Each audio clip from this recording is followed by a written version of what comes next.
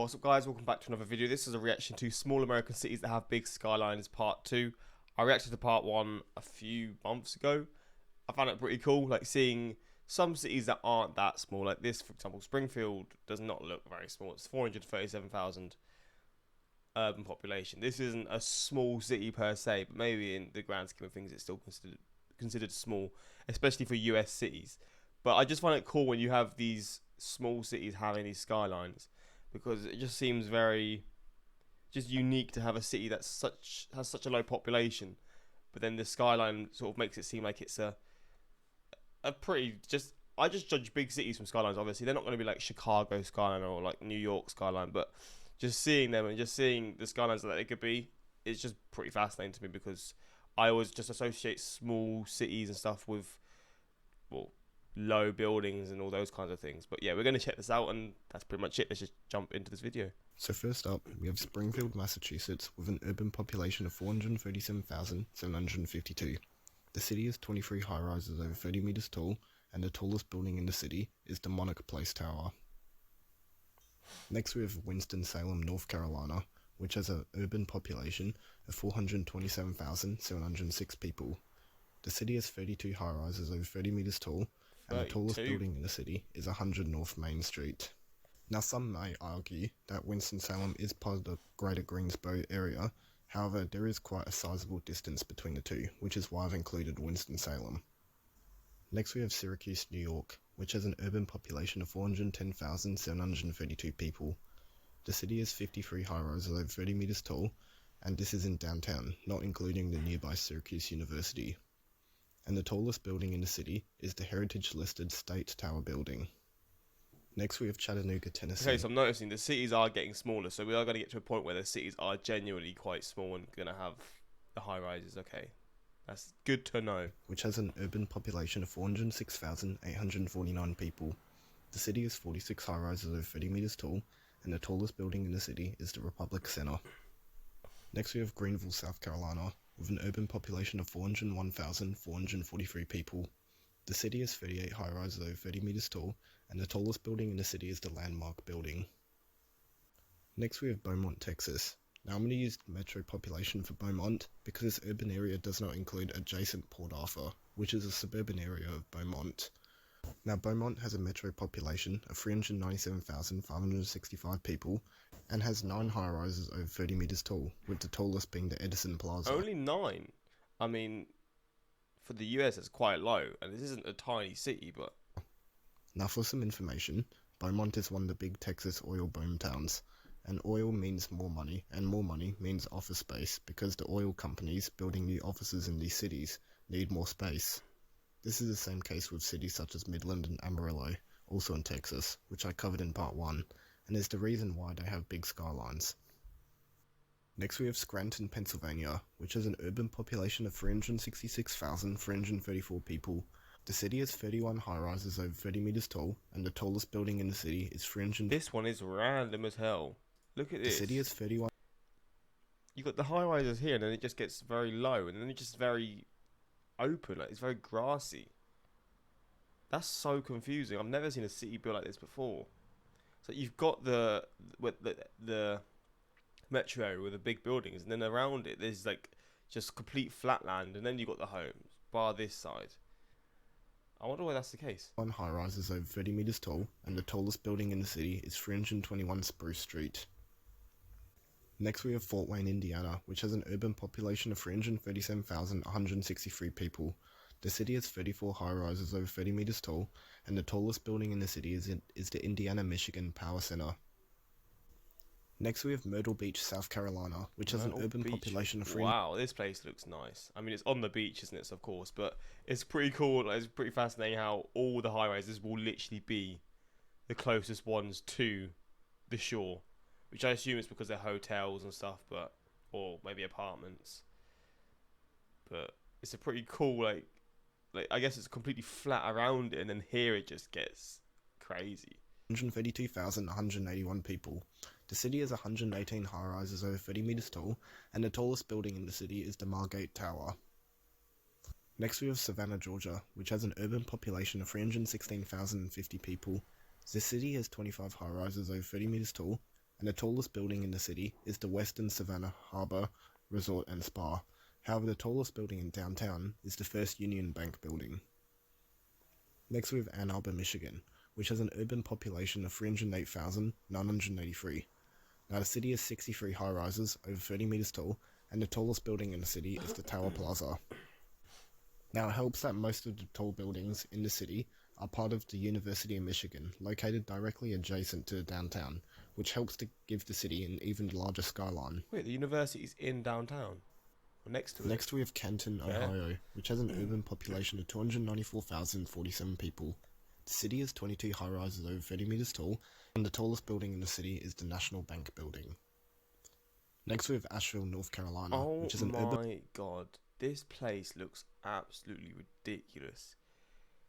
Wow, look at this scenery, man. This is crazy. Population of 294,013 people. The city has 23 high-rises over... Wow, this place is magical, man. What the hell? Look at that, mate. Imagine that being your backdrop. What the fuck? 30 meters tall, and the tallest building in the city is the Buncombe County Courthouse. Next we have Lincoln, Nebraska, which has an urban population of 290,508. The city has 25 high-rises over 30 meters tall, and the tallest building in the city is the Nebraska State Capitol. Next we have South Bend, Indiana, which has an urban population of 278,061 people. The city has 19 high-rises over 30 meters tall, and the tallest building in the city is the Liberty Tower. Now, along with previously mentioned Fort Wayne, also in Indiana, and Canton, Ohio, they are all major Rust Belt cities and experienced economic booms until around the mid-20th century. During these times, there was a lot more demand for office space, which meant more high-rises were built. However, as these Rust Belt cities declined in population, they became smaller, giving the illusion of a small city with a big skyline. Because of this, a lot of the Rust Belt cities on this list, and also several of the Texas oil boom towns, have high office vacancy rates because of the abundance of office towers in the cities. Next, we have Tallahassee, Florida, which has an urban population of 258,696. The city has 29 high-rises over 30 meters tall, and I love how green this one looks. It's just very, very green. The tallest building in the city is the Florida State Capitol Tower. Now, along with Lincoln, which I mentioned just earlier, it helps to be a state capital, as there is usually lots of office buildings to accommodate the state government. This usually results in a tall state capitol building, along with multiple other high-rise office government buildings. Now next we have Biloxi Gulfport, Mississippi, which is a 2-in-1. Now, the Biloxi Gulfport urban area has a population of 228,022 people, and combined, they have a total of 15 high-rises over 30 meters tall. The tallest building in the combined area is the Beau Rivage Casino and Hotel Tower, and I'd like to say that Biloxi is home to a number of large high-rise casinos because of the legalization of gambling in Mississippi in the 1990s. The location right next to the Gulf of Mexico was a great place to build the new casinos because it would turn the area into a holiday destination with activities such as the beach and gambling. Next we have another 2-in-1. It just goes hand in hand, the beach and gambling. With Destin and Fort Walton Beach in Florida. Wow, I mean, again, it's Florida. What can I expect? But bloody hell, look at this place. Oh, man. This place is nice. Now, I just see the water. I'm sorry. I mean, I'm not even really looking at the buildings. I'm just looking at like the beachfront and the water. Like, mate, it looks busy though. So, I mean, I wouldn't say this is a small city. I mean, I guess in terms of population, it definitely is. But I assume the tourists come in and out constantly. Fort Walton Beach has an urban population of 225,594, and combined they have 37 high-rises over 30 meters. Oh, damn! It's really like on the water. This is a really fascinating looking place. It's tall, 35 in Destin and 2 in Fort Walton Beach. Now the tallest building in the area is the Jade East Tower. Next we have Roanoke, Virginia, which has an urban... Again, imagine this being a backdrop. It's just like, wow, man. And I assume these parts are all part of the city, so there's actually homes that are nearer to the mountainous regions. Damn, man. This is cool. Urban population of 218,533. Now the city has 20 high-rises over 30 meters tall, and the tallest building in the city is the Wells Fargo Tower. Next we have Portland, Maine, which has an urban population of 209,491. The city has 22 high-rises over 30 meters tall, and the Yeah, tallest building in the city is 201 Congress Street. not that big to be Next fair. we I mean, this probably is quite a comparable city to like my city, not in terms of how the buildings look, but just in terms of the height of the buildings. tall, and the tallest building in the city is 201 Congress. Like looking at this, you wouldn't look at this and think it's a massive building. It's obviously a big building, but like in terms of like having it as the biggest building in your city. Street.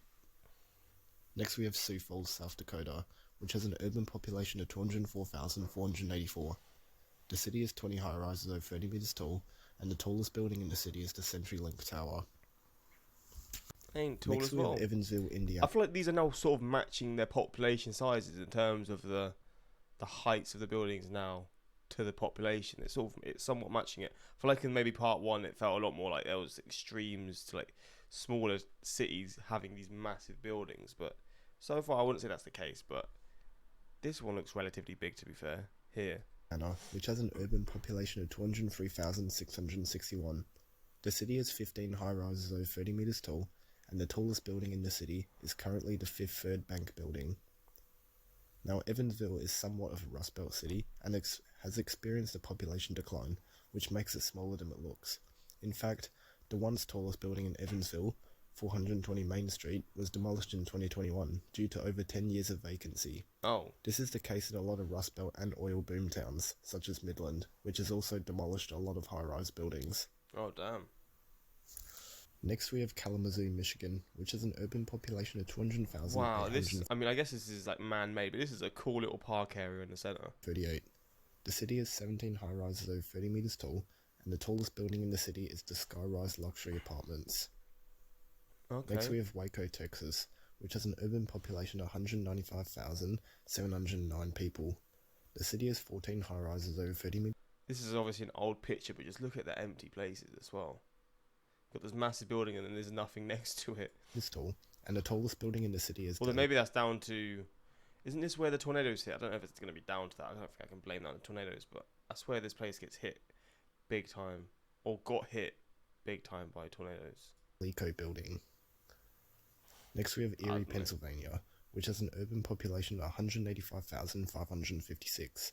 The city has 22 high-rises over 30 meters tall, and the tallest building in the city is the Renaissance Center. Next we have Panama City Beach in Florida. I mean, this is interesting. It's just very flat, and then you just got these ones, but it goes all the way along. You can literally see it back here as well. Which has an urban population of 169,810. The city has 70 high-rises over 30 meters tall. 70, and they're all on the beachfront. Ah, mate, beaches really do add so much. And the tallest building in the city is a tie between the Calypso Resort Towers. Now, Panama City Beach, along with the previously mentioned cities of Destin, Fort Walton Beach and Myrtle Beach, are all resort cities, which means they are all going to have a pretty small permanent population, hence the small size of these cities.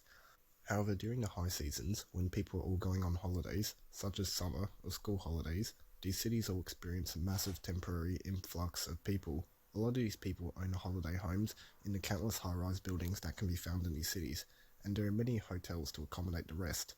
Therefore, due to a sudden influx of people during the high seasons, there's already plenty of accommodation to provide people with, hence the need for all the high-rises, despite a small permanent population, which gives the illusion of a small city that has a huge skyline.